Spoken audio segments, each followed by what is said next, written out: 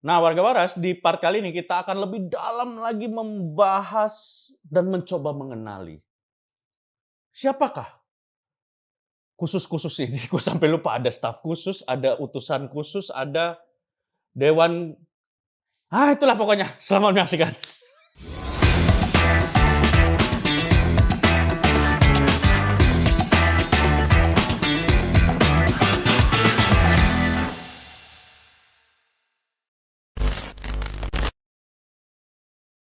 Namanya manusia. Iya kan? Loh, Ada lupa. aduh, iya juga ya. Udah di TV lagi. Tuh, ayo. Apa foto aja susah sekarang, penuh. Tapi harusnya sih udah ya. Harusnya ya. Beliau kan udah pengen jadi presiden udah cukup lama. Oh iya, mungkin ini Harusnya- grand design. Iya, vision tentang gue memimpin negara kayak gimana udah Iya, 10 tahun lebih lah. Benar. Dan sebelumnya kan pas 2009-nya beliau wakil Bu Mega kan ya? Oh iya, calon Iya, calon wakil Bu Mega. Jadi, pemikiran tentang bagaimana mengelola negara harusnya lebih panjang ya, harusnya. Lucu kayak sih lu kalau tiba-tiba bentar berjalan berapa bulan gitu. Tiba-tiba pas ada sidang kabinet, ada yang ngomong menteri ini, Pak ini gimana peraturan? Lah iya, kebayang gak sih? Aduh, lupa. mungkin namanya manusia di sidang kabinet tertutup gitu. Pak ini gimana kita ini pengajuan? Pak ini gimana Pak? Yang ribut mana? Ini namanya nih, Panco. Diselesaikan secara militer. Aduh anjir ya juga ya. 40 berapa sekarang tuh? Menteri berapa coy? 50 ya? 50-an ya? 50 something ya? 51 ya? Terus, itu menteri-menteri, apalagi ya udah lah menteri-menteri. Terus selain menteri ada dewan, Lord Luhut. Banyak banget, dewan kan ada. Utusan Utusan juga ada. presiden. Ya, Utusan presiden, ada. bidang pariwisata. Apa kira-kira tugasnya sih? Ya ini memperlancar urusan pariwisata. Lah menterinya ngapain? Kan ada Udah gue menteri. cebokin. Kasian lu. Gak bisa. Terlalu kocak ini. Iya banyak tugas double. Iya kan? Utusan untuk apa namanya? Selain pariwisata tuh Ekonomi kreatif ekonomi kreatif dan digital. Raffi Ahmad. Pak Raffi Ahmad. Zita Anjani itu pariwisata setahu gue. Terus Toleransi, Gus Miftah. Gus Miftah Ya. itu kayak juga. boleh. Terus utusan apa ya? Ada pokoknya ada lagi tulisan. Coba daripada Cek, penasaran Bang. Cek. Ini warga waras ini mumpung ya, kita ada momennya kita membahas tentang negara ini nih. Soalnya kalau gue sama Dani ngobrol nggak sampai kayak gini nih, Lang. Pusing dia sama dia. Lari Kang Dani. Iya, gitu. pusing, ngantuk. Ya, itu negara kalah mengantuk. Nah, resmi lantik para penasihat khusus, utusan khusus. Gue langsung dari presiden ri.go.id sampai harus ada verification-nya. I'm not a robot loh. Keren. Presiden Prabowo resmi lantik para penasihat khusus, utusan khusus, dan staf khusus. Dari situ dulu dah kita coba bedah. Penasihat khusus, Oke. utusan khusus, Oke. staf khusus. Staf sus sebelumnya udah ada. Staf khusus ada si Valdo. Iya pokoknya yang banyak. Iya, Ada. banyak. Utusan Khusus. Usus ya di sini. Apa sih? Disingkat ya gua nggak tahu. Usus. Repot amat. Ucus. Ucus. Usus disingkat usus. Utusan usus. Ini kita ada. Yang pertama, Bapak Wiranto sebagai Itu ajaib Bapak itu. beliau ini Dari kepake dulu, terus, Bro. dari dulu, Bapak. SBY kepake, Bener. Jokowi ya kan kepake. sebelum ke Pak SBY juga Golkar. pas 98 itu beliau Oh juga iya, cukup wush. ini, Bro. Martir, Bro. Ah, Martir, Bro. Bapak itu. Dicintai masyarakat. Deng. Eh. Iya kan. Pernah jadi tukang beca juga. Iya. Pas Jadi nyaman-nyaman. Atta Halilintar. Atta tuh jadi Pak Wiranto tahu. Anjir, itu kreatifnya gimana tuh? Maksudnya ini jenderal. Anjing bisa. Meetingnya, Pak. Sorry nih, Pak. Boleh dicemongin nggak mukanya, Pak? Ada ajudan loh Pak Wiranto. Kurang ajar berarti. Tapi kok bisa approve ya? Nggak tahu gue juga. Saudaranya kali yang ide ya? Mungkin. Ponakannya. Ngomongnya ke bininya Nah. mungkin. Pak. Apa sih, Bu? Pak kalau dicemungin bagus dah. Bener, lu juga pasti pernah ya kalau ngejob di angkatan, yang biasa kan ngintir ke ibunya. Iya, ibunya Kan dulu. Udah jadi bercanda di angkatan bahwa bosnya tuh salah satu bosnya ibunya. Ibu yang paling tinggi di situ ketawa, semua. Semua selesai itu. Jadi jangan nembak yang jabatan paling tinggi, istrinya. Tembaknya. Wiranto sebagai penasihat khusus Presiden bidang Polkam. Ya oke lah ya, dia sering kan Menko Polkam juga gitu, oke lah. Bapak Luhut Binsar Panjaitan sebagai penasihat khusus Presiden bidang digitalisasi. Oh, karena dia sering nonton agak lain kali. Tahu soal digital. Iya. Dan teknologi pemerintahan. Ada ya pemerintahan kita teknologi? Gua nggak tahu deh. Nah menarik nih. Teknologi pemerintahan apa ya? Bikin website. Ini apa? Apa namanya? Ya waktu COVID tuh kita scan.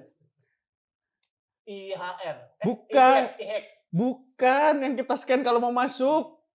Peduli Lindungi.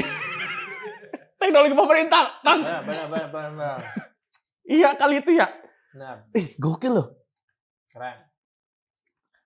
Penasihat khusus Presiden bidang digitalisasi dan teknologi pemerintahan. Nah, berarti Pak Prabowo kalau nanya-nanya WhatsApp kalau ngeheng gimana? Luhut. Karena bidang digitalisasi pasti. Atau IG nggak bisa posting. Ya. IG down ya Pak? Sebentar Pak, Iya, Pak Luhut terbaik Pak Luhut. Tugasnya.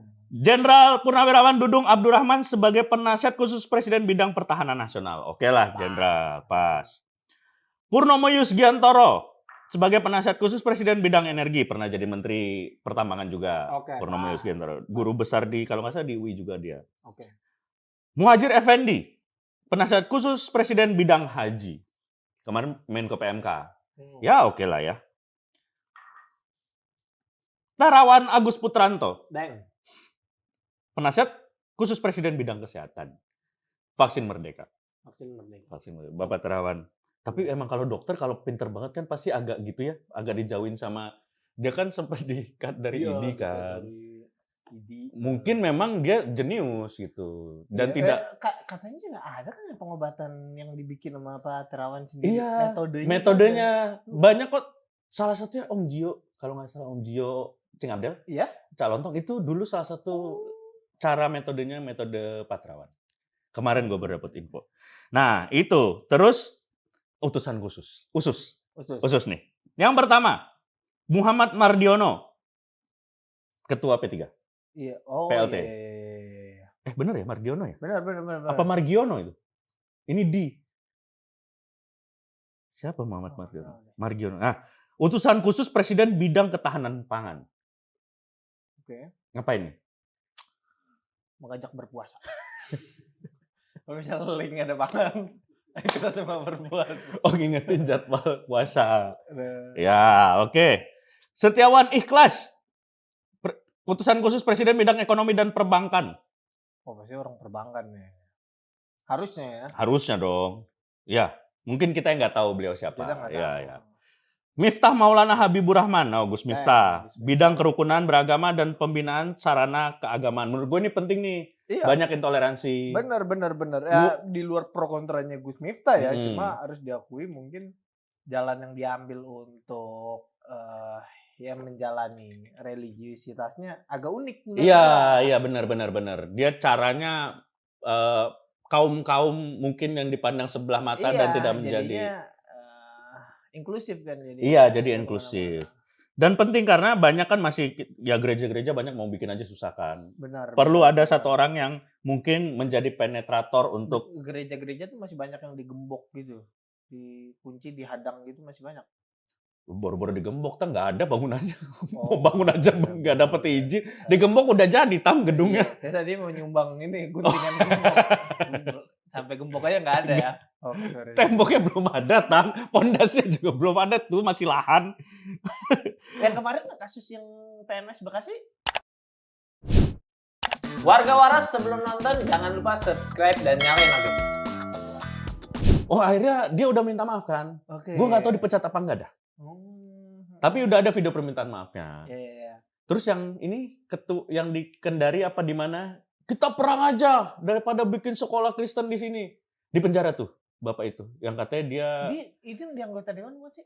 bukan, dia kayak Sidang ketua apa? FPI apa, terus PNS apa juga gitu. Oh. Tapi di penjara ada fotonya udah di penjara di Polres. Perang aja kita, saya yang mimpin pasukan. Waduh. Wah, di penjara. Raffi Farid Ahmad.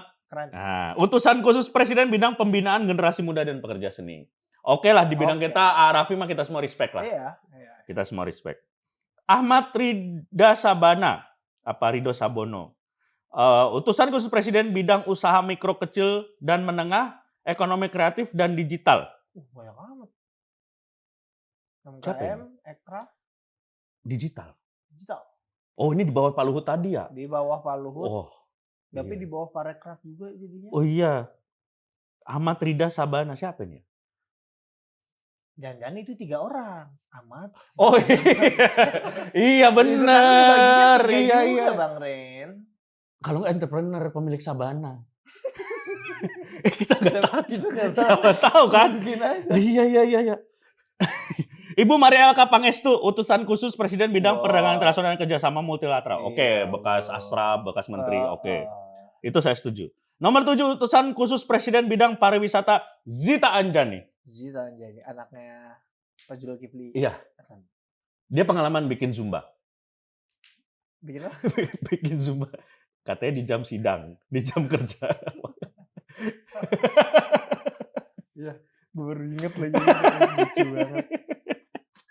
Zita Anjani. Zita Anjani. Terus udah itu utusan khusus, penasihat khusus. Oh, stafnya belum tahu tang. Gila ini aja udah berapa orang ya? Udah Itu 7 banyak. tambah 7 14. 14. Terus kementerian sekarang wamennya kan nggak cuma 1. Iya. 2 tuh umum loh ya. Iya, jumlah wamen. Nih, mumpung nih kita bahas total nih. Bintang Emon sebelum ada kontennya di sini nih. Jumlah wamen era Prabowo naik 3 kali lipat. Waktu zaman Jokowi 18 wamen. Nah, zaman Pak Prabowo sekarang itu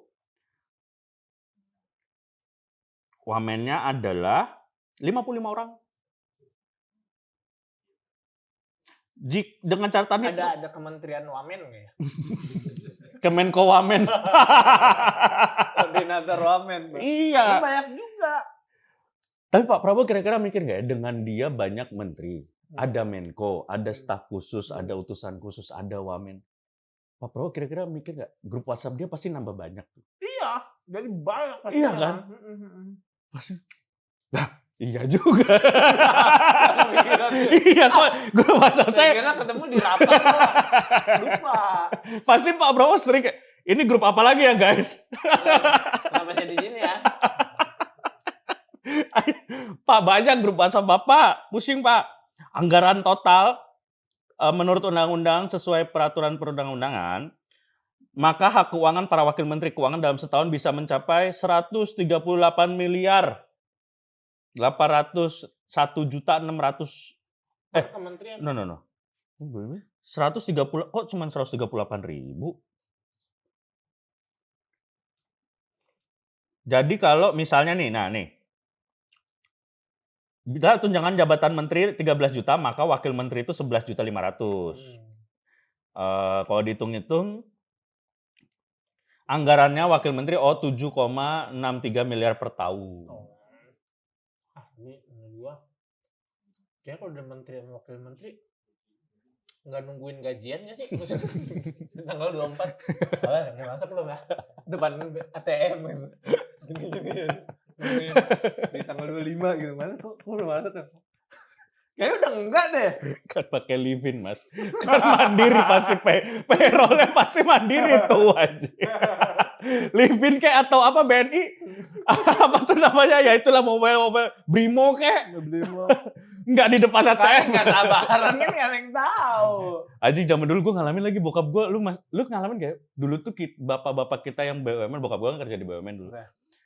ngambil gajinya di BDN, Bank Dagang Negara. Oh. Tahu nggak lu? BDN. Ada tuh gajinya di situ. Semua bidang PNS ke situ. BUMN. BUMN di situ. Jadi, wah, ngambilnya masih cash dulu, nggak ada ATM zaman gue kecil. Kayak BUMD ke Bank DKI kali ya. Mungkin kayak gitu. Dulu ngalamin gue waktu kayak gitu tuh. Tapi ya makanya gaji kayak menteri gaji 10 juta, 11 juta. Dah, iyalah, mana kepikiran menurut gue ya. Berarti lu sama kayak gue kayaknya. Gue tuh paling enek kalau ada pejabat atau menteri atau misalnya anggota DPR yang bilang, saya tidak akan mengambil gaji saya. Mau kosong itu tuh. Feral berapa sekan yang gitu kemarin? Iya. Tapi sama dia ditekanin untuk setahun awal aja sih. Lah kok gitu? Kalau nggak salah beritanya, dia kayaknya buat setahun awal aja deh. Gitu. Mas Feral, Mas ya. Awalnya emang udah nggak keren. Direvisi tambah nggak keren, Mas. Mas, tolonglah. Gue lihat ya. Gue kalau kayak pejabat-pejabat kayak gitu, saya tidak akan mengambil gaji saya. Atau cuman berapa, bro? Iyalah, masa nggak diambil tunjangannya? Gila kali. Gaji cuman berapa juta, gaji pokok cuma 5 juta. Iya. Kalau udah tunjangan ratusan juta, bro. Duit reses. Duit reses Nah, gede itu. Duit yang cash-cashan. Nah, itu dia. Ada. Iya kan? Catatan. Tapi menurut lu gimana nih? Balik lagi, pertanyaan besarnya adalah seberapa yakin lu bahwa Indonesia tetap stay on the track menuju langkah maju? Atau kalaupun lu ngerasa nggak itu, apa yang paling lu takutin?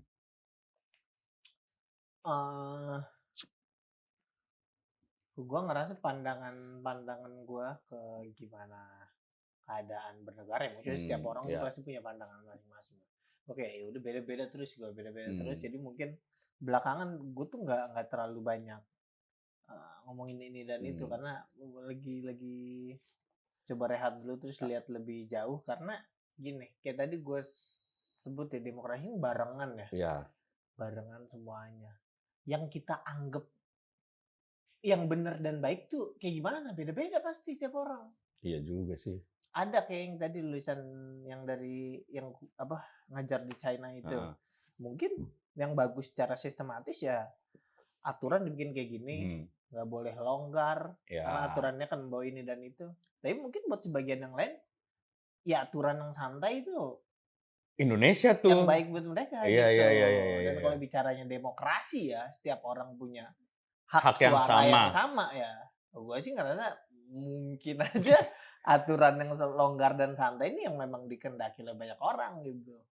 Iya sih. Kalau lu ya lebih setuju aturan yang longgar atau? Gue mah lebih setuju aturan yang jelas gitu loh. Karena aturan yang longgar tuh itulah yang bikin semua pada pengen jadi pejabat karena bisa mainin aturannya.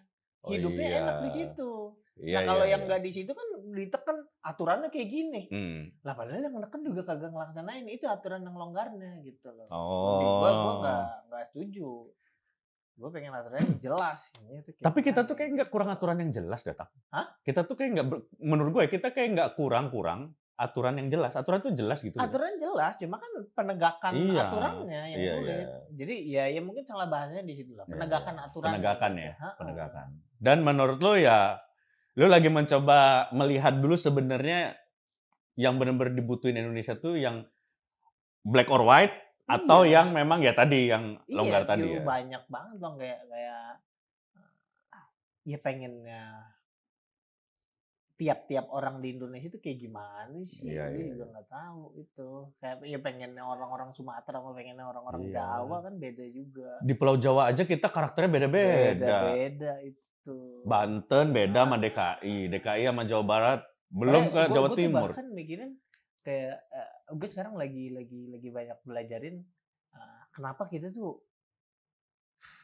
jadinya segede ini Indonesia gitu dengan orang yang segitu beda. Ya secara sejarah tertulis ya udahlah itu kesamaan rasa pas dulu dijajah gitu. Dan juga barengan gitu.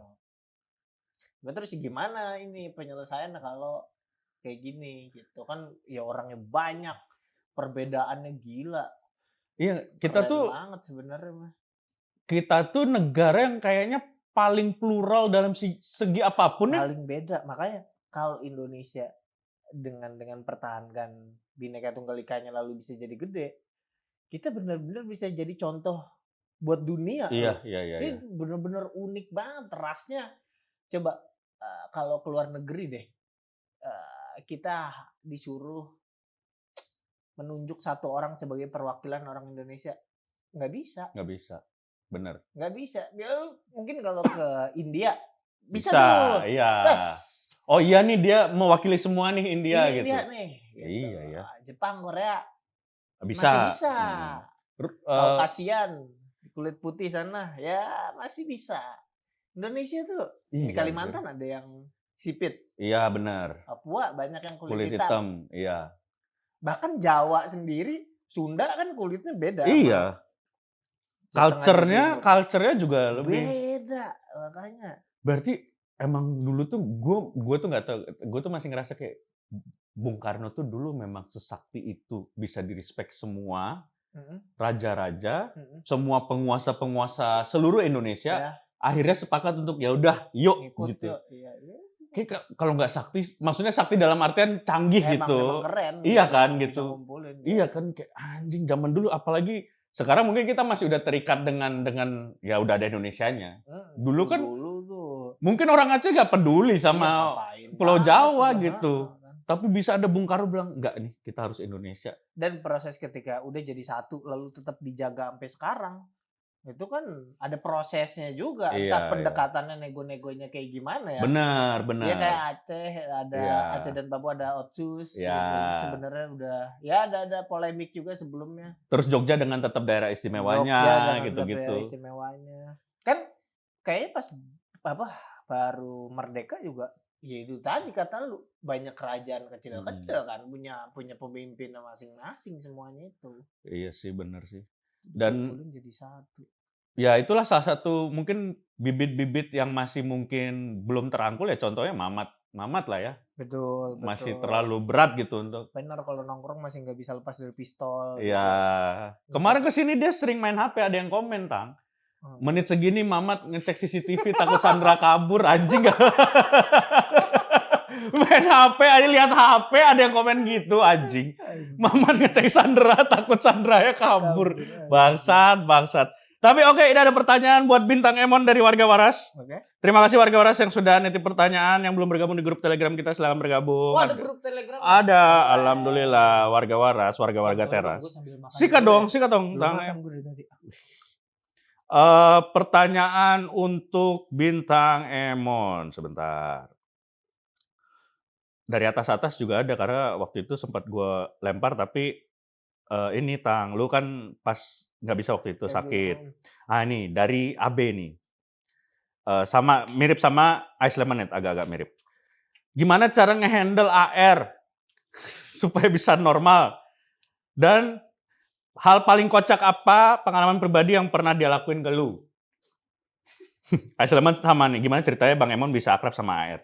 AR tuh udah mulai dicari-cari orang. Udah mulai. Udah banyak yang tahu ya. Di sini juga anjing.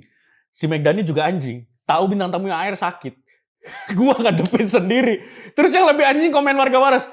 Bang Reno bisa ngimbangin AR anjing, kan gue jadi merasa ini gue bangga apa? Turun intelektual gue. Lo keren. Lo bisa menaklukkan hewan buas tuh, bagus. Gimana lu? Banyak yang nggak tahu mungkin warga Waras. Bahkan sampai ada yang komen kemarin di grup tele apa? Kok Bintang Emon kenapa sih kok bisa di Stand Up Bandung gitu? Bintang Emon ini dulu di Stand Up Bandung warga Waras. Start awal berkarirnya. Betul. Gitu. Dan momen-momen itulah mengenal AR. Betul. Nah, gua main beda tahun apa 2 tahun. Iya. Udah bareng. Nah, sebenarnya bukan ngehandle, semua tuh ada proses. Ini penting nih. Lu kalau ngelihat gue barengan sama AR, kalau gue gerak dikit, dia ada gerak dikit juga. Udah muscle memory. Oh, muscle memory, ya. Kalau di penjara mungkin banyak yang dipukul-pukul, jadi tahu. Iya, benar. Dia juga tahu. Wah. Apa? Peter Tingle. Peter Tingle, Spider-Man kalau ada bahaya atau ada, ya kan? Lah sinyalnya. Iya. Karena emang gue, maksudnya gue temenan sama dia lama dan Emang aneh banget sih orang itu, anjing emang bangsat. Ada aja 3. Nah, sebelum dia nongol di banyak YouTube komik ya. Iya. Komik tuh ngeliat gue, anjir lu Tang jahat banget, karena emang gue sering Iya. mukul dia lah. Gue maksudnya emang bercandaan gue Iya, kayak gitu iya. gitu. Terus akhirnya pas udah mulai main ke podcast, anak-anak bilang, pantesan lu kayak gitu. Kan akhirnya lu pada ngerasain kan, anjing. Puncaknya Lu mungkin cuma ngobrol doang sama gue mah bucet. iya sampai lu tidur ya di zaman dulu kan ya. tinggal bareng sama dia. Wah anjing, tiap itu tuh aneh banget gitu. Gue waktu itu dia tuh banyak sotoynya soalnya. Iya lagi. Waktu itu gue tampil di acara Telkomsel Bandung. Nah, gue dapet hotel di Sheraton, Dago Atas, lumayan lah. Iyalah, cakep itu. Saat udah malam terus dia bilang, "Be, jangan tidur Sheraton, Be. Mending tidur di kosan AR." Di mana dia? Cibiru, Cikutra. Cibiru. Oh, Cibiru. Wah. Sheraton Cibiru. Iya, anjing. Lalu dia bilang, kita besoknya biar sekalian pergi nih itu. Gini Sheraton aja, air deket. Enggak. Ini mah nggak ini, mending di Cibiru kita sekalian makan. Mulutnya anjing emang dia tuh bagus sebenarnya. Gua kesana jauh kan, Iya, iyalah anjing. Berapa jauh. Lama itu? Lintas Bandung itu. Lintas Bandung sampai sono kunci kosannya hilang. Jadi di depan kosannya aja apa dia dobrak-dobrakin pintu. Anjing serius lu? Kalau iya, ini banyak banget di mana. Dan puncaknya kemarin AR ada segmen di Jambore. Oh iya, itu dia tuh. Dengan pawangnya adalah Bang Arif, Erwin, lu. Wah itu banyak nih. Dia Bang Arif tuh waktu itu kan hampir ketusuk Bang Arif sama dia. Pas di mana? Syuting sama Kang Dika. Jadi ada scene dia tuh nusuk Bang Arif dari belakang. Oke. Nusuk pakai tombak gitu kan. Udah dikasih propsnya. Pas syuting dia nyobain gini kan.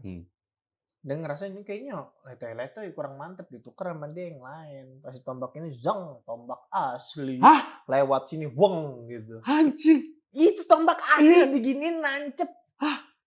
Terus kan, kenapa pakai yang ini? Iya yang ini letoy. Iya yang itu didesain letoy biar selamat.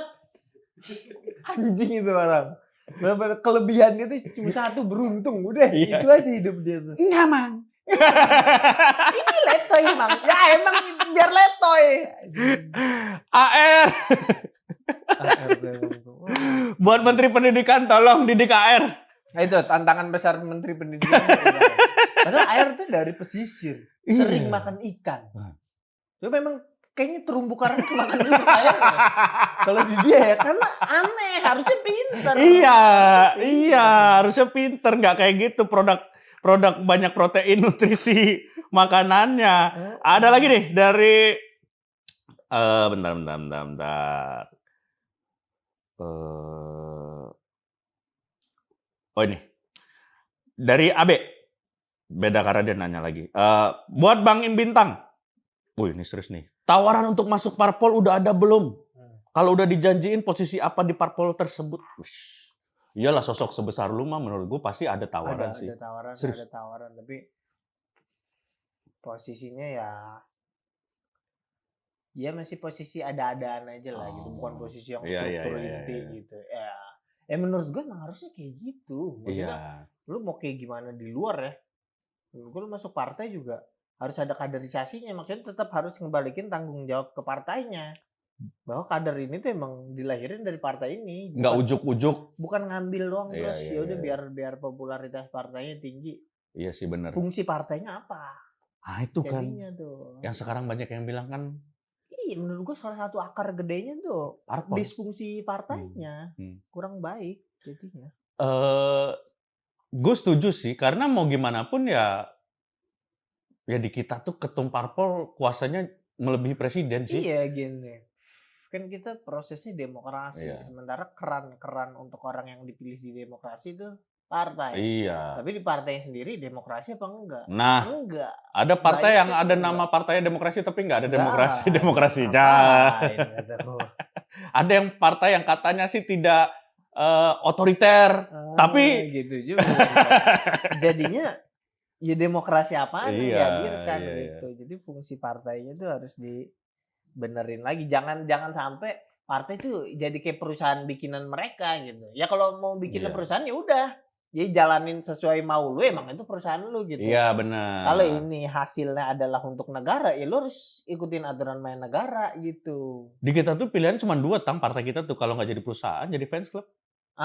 Udah Iya kan? itu aja. Susah juga sih mau benahin partai, dari mana juga orang mau masuk ke partai butuh partai. Mau sampai ke jabatan tertentu untuk mengubah undang-undang ya juga butuh partai. Iya.